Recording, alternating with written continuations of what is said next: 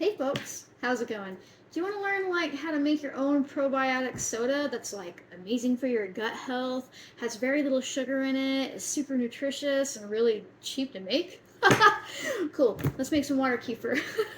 Water kefir has been around for thousands of years. She's a really, really old symbiotic colony, and she looks like boogers. No, no, actually, she reminds me of like if you took like some sort of glue and dried it. She's very, very rubbery, right? She kind of is clear and she's not slimy like boogers or anything.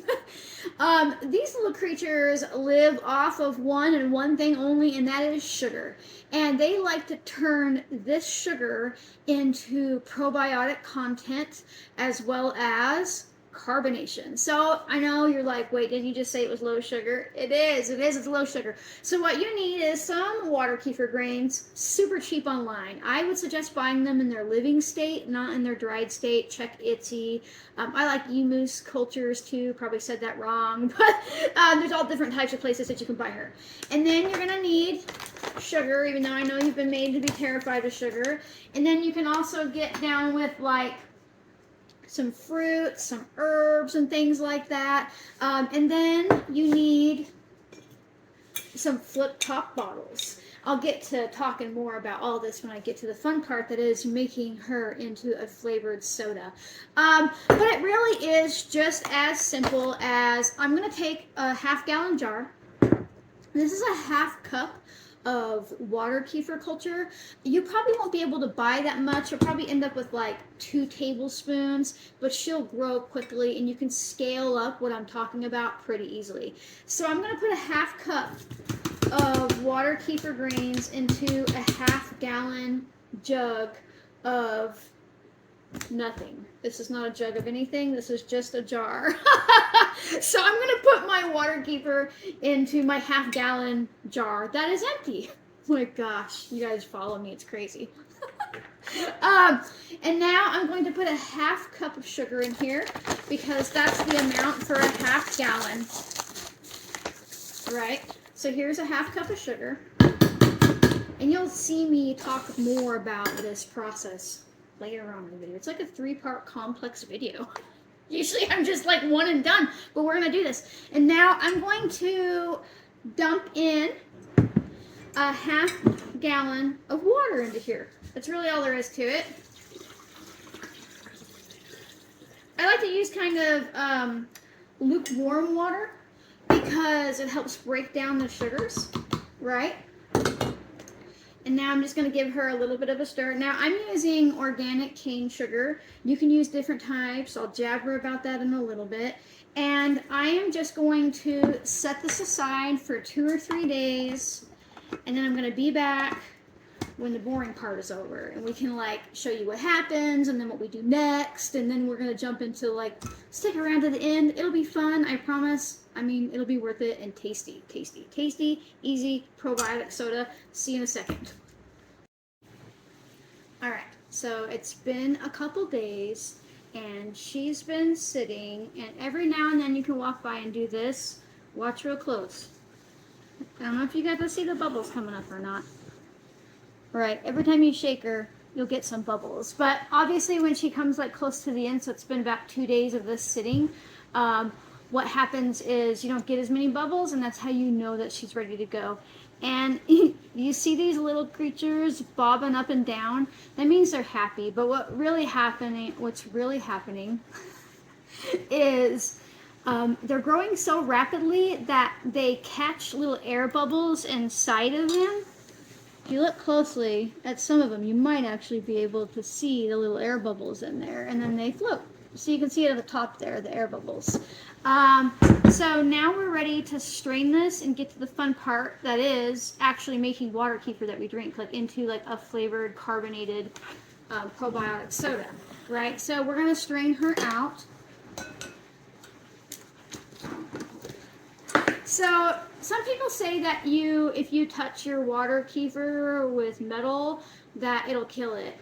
I don't really subscribe to that. I think if you kept it in a metal vessel, if you constantly, but like I just happen to have like this mesh plastic one, but don't run out and buy new gear. Like if you already have like a fine mesh metal strainer, it's fine. They're not gonna like, they're not like a vampire to metal. They're not gonna be like instantly.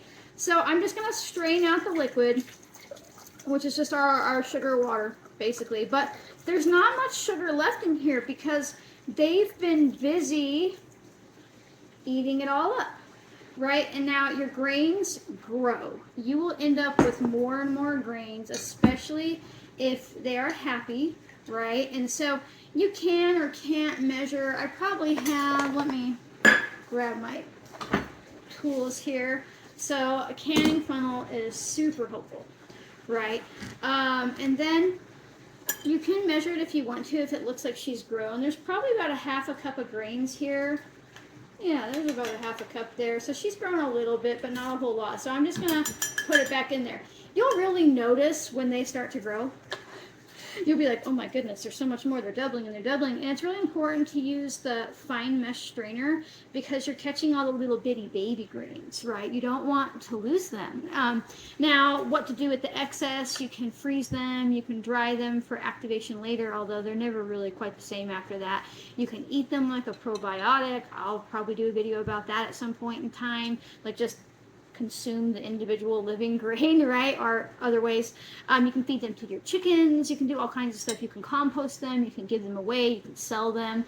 People do all of the above. So before I get started on making this beautiful probiotic rich water into a soda, let's feed her. So this part is where you're going to need to be giving sugar, right? Sugar is important because it's how she eats. You cannot use fake sugar. I don't care what you want to try, it's not going to work. This little organism, she requires carbohydrates to live, just like your body does. You can use different types of sugar though. Some people use brown sugar, some people use turbinado, some people use castor, some people use, you can do a mix of all kinds of things. I always just stick with plain old organic cane sugar, you know. And so I'm going to put half a cup of sugar into here. And so it's about, if you were doing just a quart jar, which is just 4 cups, which is what most people start with, it would only be like 1/4 cup sugar. But then when you get up to your half-gallon increment, because your grains will grow, you'll be giving them, you know, a half cup of sugar. If you get it to a gallon, it's a cup of sugar, and you can kind of see how it goes up and down from there. And so now I need to pour the water over top. I always kind of do like lukewarm warm water just because it helps break the sugar down, right? I mean, you could do cold water if you want to. It's not that big of a deal. All right. I'm going to give it a little bit of a mix. But, you know, I have found, I mean, mixing is helpful, but they'll eat all that sugar. The first day you're going to be like, oh my God, because you're going to see a layer of sugar on the bottom. And then the next day you're like, where'd the sugar go? They're busy eating it. They're turning it in, like you're feeding them in return for their probiotic content, right? And so they're going to eat away all of that sugar. All right. Now, I'm ready to let this sit for 2 to 3 days. Depends on how warm it is in your house or your kitchen. It can be as little as 1 day. It can be as long as 3 days if it's cool in your house. I've been averaging around 2 days lately, and it's in like the 65, 70 degree range in my house. So let's get to the fun part and start actually making it into a super fuzzy probiotic soda. All right, this is arguably my favorite part, where we get to turn our random probiotic infused, no more sugar water, into a soda that's flavored however we want it. I'm doing this live. Not live, like you're not watching this live. Don't think you're live. I just mean like I'm doing this for myself. Like I'm just recording this because I was like, get my water keeper going. So here is the water that I strained off. If you sniff her, she actually smells slightly vinegary, and that's normal. Little tiny bug. Because she has been eating all of the sugar, right? And so now the bacteria that's left in here that would have eventually turned into other water kefir grains is hungry. She is hungry. And this is how we can then use her to create a soda. So right off the bat, you're going to need your flip top bottles. They do come in smaller sizes, like this one. Right? You can get smaller sizes. I use both, but sometimes I just get to the point where it's easier because I'm sharing with a family. I just make a big batch of each flavor that we like in one jug. And back in the day, because I've been doing this for over a decade now, making water kefir, these were really expensive, even the small ones. They were hard to find. You had to go to like a wine shop or a brewery shop. But now I can get like a 6-pack of these off of Amazon for like $25, maybe less. You know, if you get the smaller ones. But shop around, look at the reviews, make sure that they're like decent quality, you know. But okay, so let's get started. I am going to make, for myself, I'm going to make a ginger lemon balm lime. Let me find all my stuff here. I am never prepared. So I'm going to make myself a ginger lemon balm lime water kefir soda because I've been like pushing back against like shingles a little bit. Like I feel it and they haven't come to a head, but lemon balm and ginger are fantastic for repressing that. So that's the thing to know.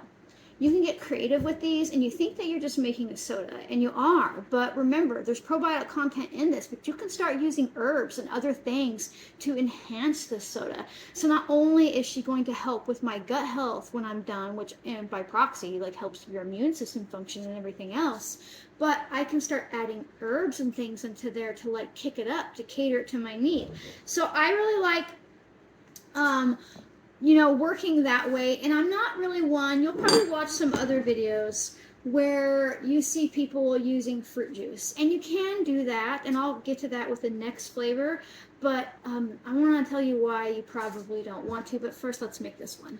So I'm going to fill my bottle. I'm going to fill all my bottles. Jumping ahead of myself. What am I doing here? I don't know. Being a human. So I'm going to put my water kefir liquid in all of these equally. I don't like that funnel.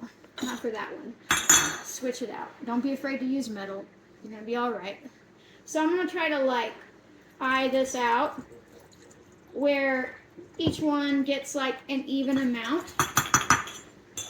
I also like using these big bottles because when you get into like the half-gallon, gallon batch, which will happen faster than you think, because these grains grow.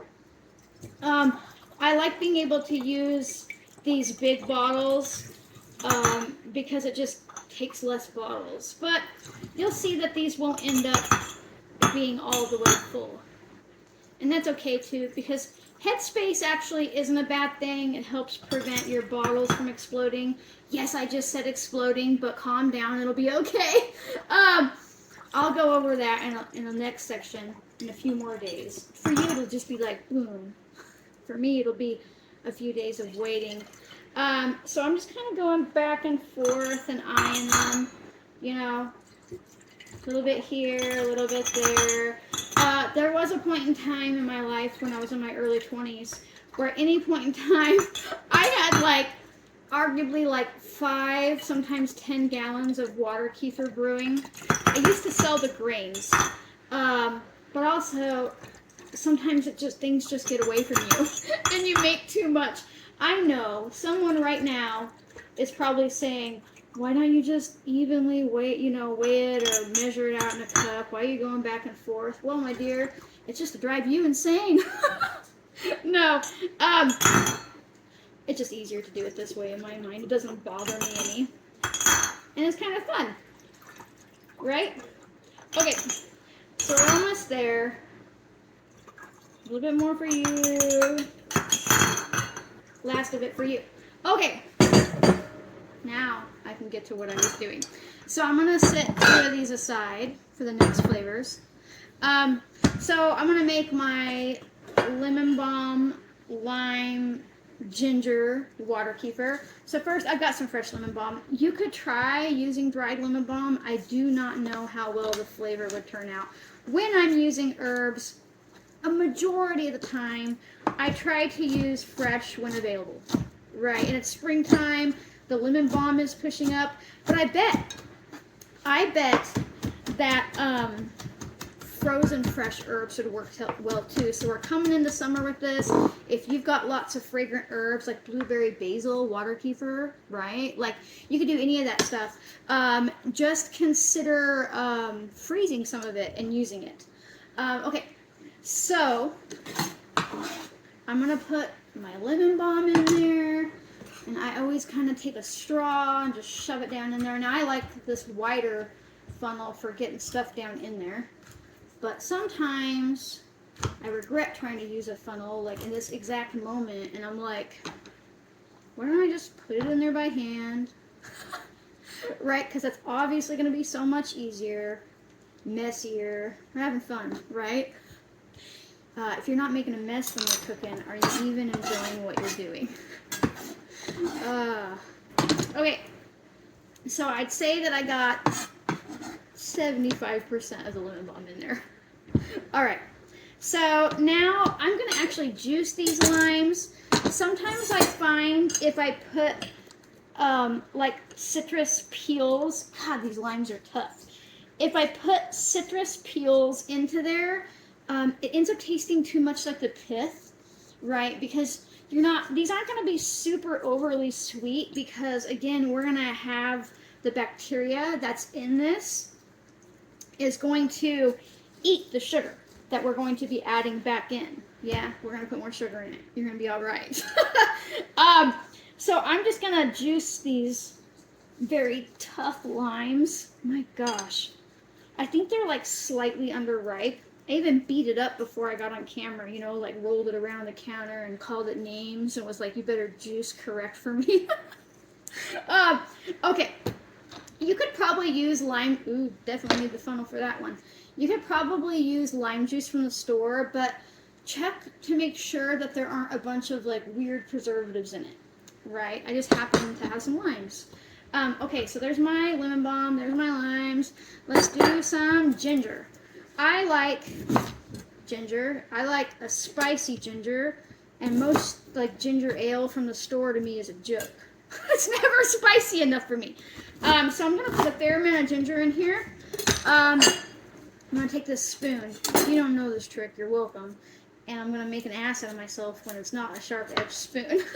No, it's really handy to peel ginger with a spoon, because you can get into like her little nooks and crannies, right?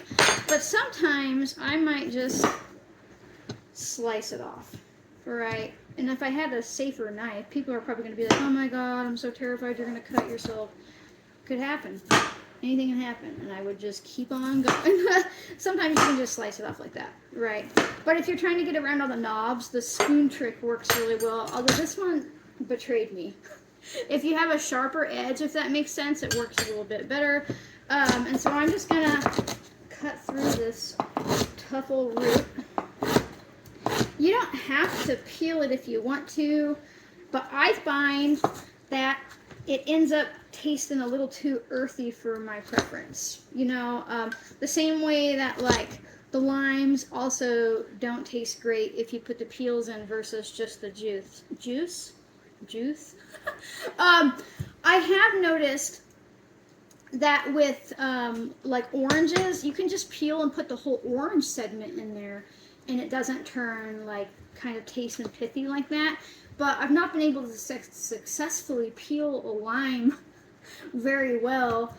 So I'm just going to shove this ginger in there, and then I'm going to do the rest of this root. For time's sake, I'm just slicing off of the thing. Now, I really like how freeing it is to make water kefir, because you can really end up with lots of different flavors. Like, the only limitation you have is your mind, but also financially, it's really not as much as an investment as you think if you're savvy about it. And I'm going to get to that pretty soon here, because I want to show you like a specific thing I'm talking about. But look, there's not a whole lot of input in this. So there's some sugar water in this, some ginger root, and you could probably use dried ginger if you wanted to, or crystallized ginger, whatever. And then, because I'm not using juice, I'm going to show you something cool. So juice is expensive, and you have to buy high-end juice when you're making water kefir, because if it has a bunch of preservatives in it, like most of them do, the cheaper stuff, it will kill the bacteria, because that's what they're meant to do, right? So what I do instead, now when you're thinking about adding juice, you're doing that because you need to give this little creature more sugar so she can then ferment again and create carbonation, right? Because remember, these little buggies in here, they're hungry. They're hungry because we've now starved them of sugar, right? So what I'm going to do for this big batch is put about 1.5 tablespoons of my organic cane sugar in there. It doesn't even have to be organic. Just choose what you can afford, right? Pick your battles. And then I'm going to just fill up pretty much the rest with water. And the flavor from the lime and the lemon balm and the ginger is just all going to infuse together, and it's so much cheaper. Because if you needed to add like another like 2 cups of juice or 3 or 4 cups of juice into this, that's a lot of money, because the high quality juices, they come in those tiny little things, right? You can't really just go get a gallon of like, really, I mean, you could if you had like a couple $100 to spare. Now you're going to see how I left about an inch or 2 or more. I don't have a ruler on me. I left a good amount of headspace, and that's important. You want to leave headspace for carbonation to build up. Sometimes I try to get it right around the shoulder instead of up into the neck, but she'll be all right. And now I'm going to latch this down, and this is just going to sit on my counter for anywhere between 1 to 3 days, depending on the temperature of your house. Probably done around 2 at most times, and I might give her a little bit of a shake now and then, especially in the beginning before there's carbonation buildup, because I want to get that sugar built into her. Okay, so that is water kefir number 1. Now let's do the second one, which is my daughter's favorite, raspberry.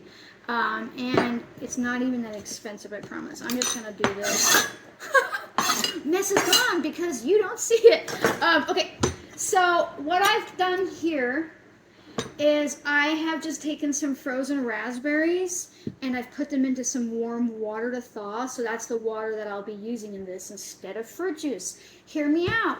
Juice is expensive. Frozen fruit is far more affordable. Way, way, way more affordable. We can get like high quality organic frozen fruit at like our local like grocery outlet, bargain market, or whatever you have around you. You can order it online from somewhere like a Zero Standard if you have a drop around you. I think frozen fruit is the way to go most of the time, even in the summertime, unless you live somewhere that the fruit is being produced right by you. Fruit from the store is so expensive. It has no flavor. It's old by the time you get it. And on top of that, like even if you get juice, it's high quality. It's just expensive.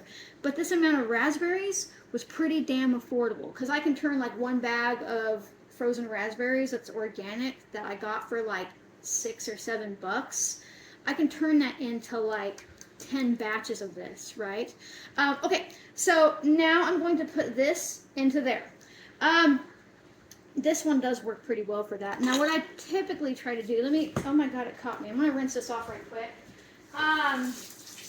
Because if my daughter tastes any ginger, she's not going to drink it. So sometimes I just give them a little mash. Fork might work better, right? But I'm just kind of mashing the berries up so they're easy to get in there. And this one turns out amazing. You would not know that you didn't just put like full-on raspberry juice in there. You really, really, really want it. And you can do the same thing with blackberries. You can do the same thing with marionberries, blueberries. You can do it with mango, pineapple, strawberries. Whatever frozen fruit you can find, you can do this with.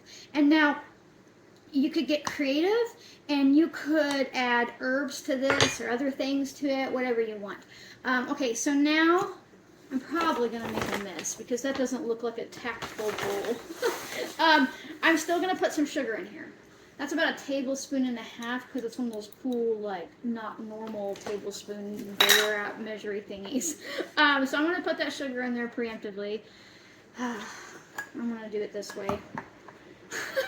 I'm like, say a prayer because it's not going to pour right.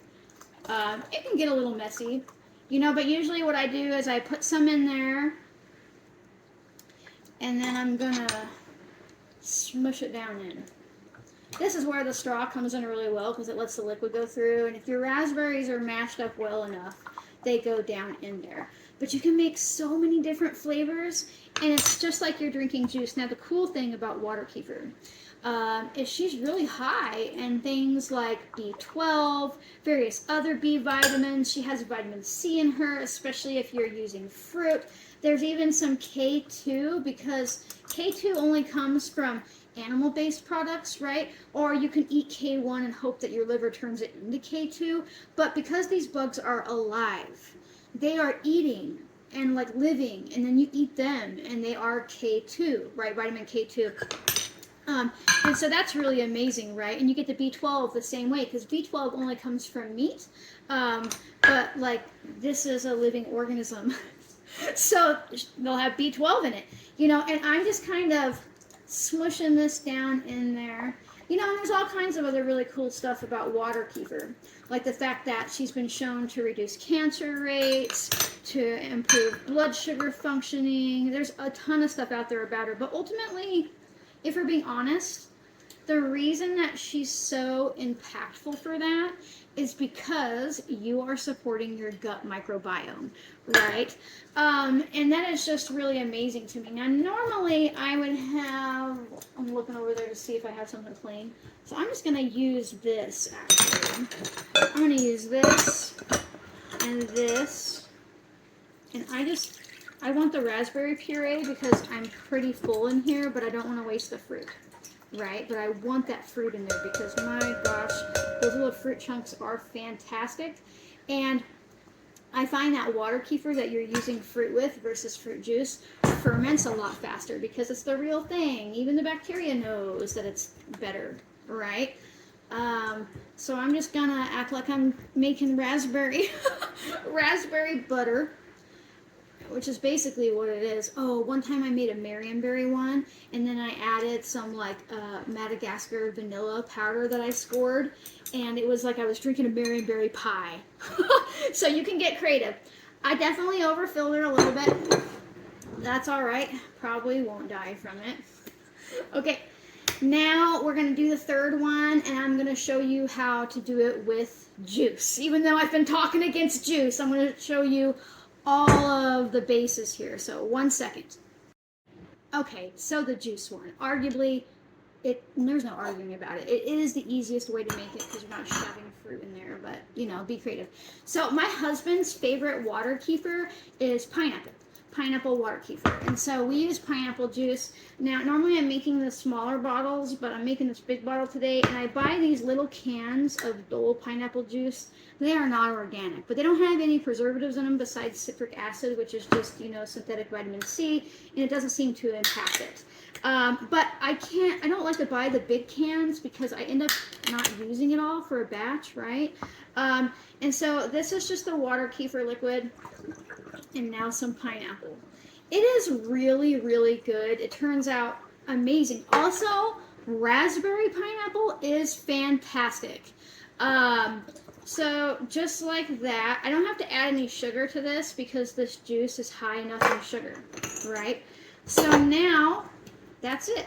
And I know there's a case to be said for how easy that was, but the pineapple one was the most expensive one I made, right? So we've got our pineapple, we've got our raspberry, and we've got our lime, lemon balm, ginger. And isn't that amazing? Like, these are just going to now sit on the counter for 2 to 3 days max, as little as 1 day if it's really warm. And you're going to notice, although that one looks all fizzy on top because I've shooken them, what'll happen is they will start to ferment. And that's why you need to use these flip top containers, because you want to hold that fermentation in to make the fizz, right? And you're going to start noticing bubbles build up here, because these bubbles will go away because it's just from shaking. And then I'm going to come back and show you when it's done and like drink it in front of you and stuff. So I'll see you in a few days, which will just be a couple seconds for you. So bye. Okay, so it's been about a day and a half for me.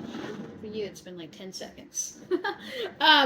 And you can see that my bottle is now doing a magic trick where it is floating the raspberries up in here.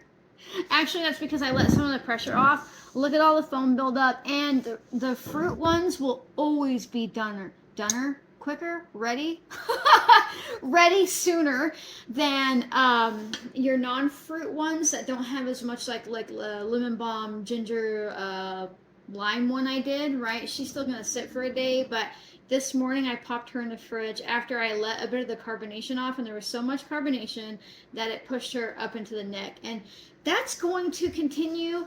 I am going to ready some paper towels. It doesn't always have to be this fermented. You can stop it before then, but I like it real fizzy. And remember, when you're letting this do its second ferment, it's not necessarily just about the flavor, although of course that's a huge factor in it. It's because she is continuing to eat that sugar and turn it into various types of lactobacillus type bacteria that are the probiotics we're after. So it takes the sugar and turns it into gut health. So, but the fruit's gonna just watch the bottle. I'm gonna go slow and try to, I did burp her earlier this morning, so I might be able to, there we go. Sometimes, look at all that. Sometimes I want you to know that most of the time it's not going to work that smoothly, and you can see it. I mean, it'll work fine, but it might be like, whoosh, you have to be careful. You might want to burp it a little bit before you put it in the fridge to cool it down. You can still see all that carbonation going, and I am hit by a wall of raspberry flavor. Now, if you want, you can strain the fruit out. I like leaving the fruit in. We like the little, you know, it's like pulp kind of. And so now I'm going to grab a straw because top of the spoon, because that is going to act like a plug. I'm going to try to loosen it. It doesn't matter because the rest is on its way. All right, we're just going to pour past it. There we go. In a second now. I swear to God. I swear to God. all the fruit pushes up. So here she comes. This is pretty carbonation, bacteria that you need for your gut, and oh my God, it's raspberry soda. It is. It's just raspberry soda. I just whipped myself in the eye with my earring. Just raspberry soda. And that was so easy. It took a little bit of time, and you're going to have to buy some water kefir grains. But how easy was that, right? You're smart enough to do that. You can feed some sugar to some bugs, give it some fruit, stick it in a bottle, let it ferment.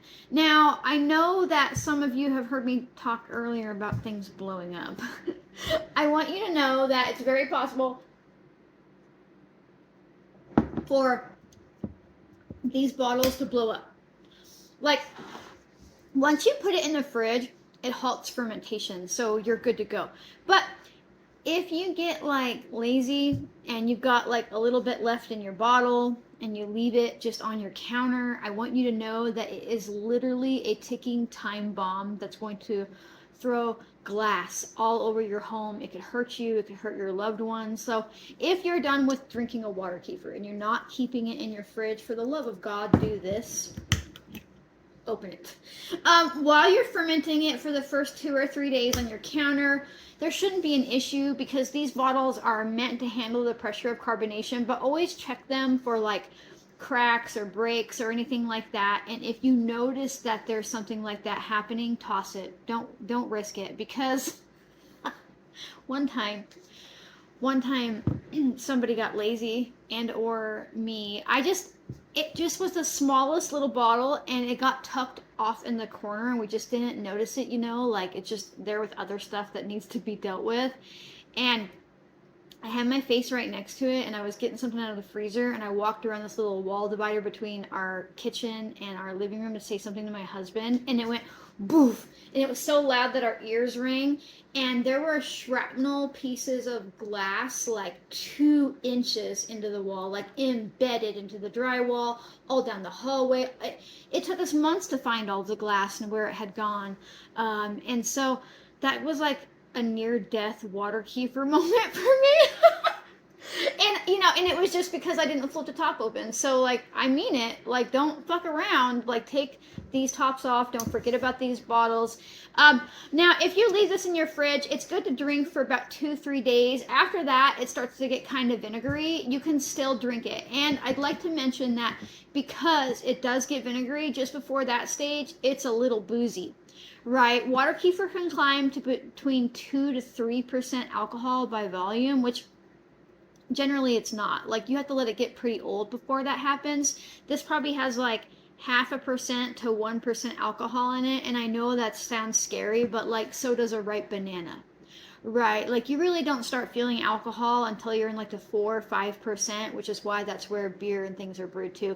But it can't go past that. It can't turn into wine or keep turning into more and more alcohol because the pH in it, and that's why it turns into vinegar really quick. But if you let it go to the vinegar stage, there's definitely no sugar left at all. It's a really fantastic thing for anybody who has blood sugar issues but misses soda. Right, every body will respond differently, but this really isn't super sweet. Like, there's a hint of sweetness there, but all of that sugar that we gave her to eat, including the sugar that's in the fruit, has been ate has been turned into all of these. I'm going to step to the side because right here, that's all the bacteria. I added that. Right now I'm just caressing the air, but but later I will have added that, and you're going to see this entire list of bacteria that's beneficial for your gut health, for your immune health, for your blood sugar control, for your metabolism, for all that stuff that is in water kefir. And now the interesting thing is, when you are making kefir in your home, whether it's water kefir or milk kefir, I'll talk about milk kefir on a different day, you start getting some of your own bacteria in there, and not in a bad way. It's just like how sourdough acclimates to its bioenvironment, right? So does water kefir. And that's one of the reasons that they can't really make it commercially, because it will have those set list of bacteria that I showed you in there, but it will also pick up other like random wild beneficial bacteria that's good for your body from your bioregion. And that is always really interesting to me, because when we eat local, when we create local, when we ferment local, we're going to be getting different bacteria than other people were on their zone, and it can be beneficial for us, whereas compared to theirs, right? Because our body needs messages from our bioregion. But anyhow, water kefir is amazing. You can get really, really creative with it. You just have to have a little bit of safety and a little bit of patience, but you are absolutely smart enough to do all this and make some tasty raspberry soda or whatever flavor you want. It is safe to give to kids. I know people are like, oh, the alcohol. People have been giving kids water kefir for a very long time. And you can do this thing where you take it and you freeze it in popsicles, and then it's like a probiotic popsicle that has low sugar, right? And that is just fantastic. There's not enough really vinegar in it that you could pickle with it. I know some people will probably ask me that, but even when it goes vinegary, it's not so vinegary that you can't drink it, which tells me that it's not vinegary enough for you to do anything with it. But I have used it in cooking before. If I'm like, oh, you know, I need to use baking soda in something, so I need an activator or whatever, you could use it in cooking just fine. But that's it. That's really it. Just feed some bugs some sugar, give them some fruit, let it ferment for a time, and you've got yourself a natural soda that really, really didn't cost you that much. It genuinely didn't. So get out there, get curious, find some water kefir grains and all that kind of stuff, because I definitely believe that you can do this. If you like my random videos, especially this one's pretty high tech, it's over multiple days and I put something on the screen. And make sure that you like, comment, share, subscribe, turn on notifications. Sharing is super important because it helps other people realize that they are smart enough to do this too, to take their health back into their own hands, to get to know plants and how to make all kinds of cool things on their own.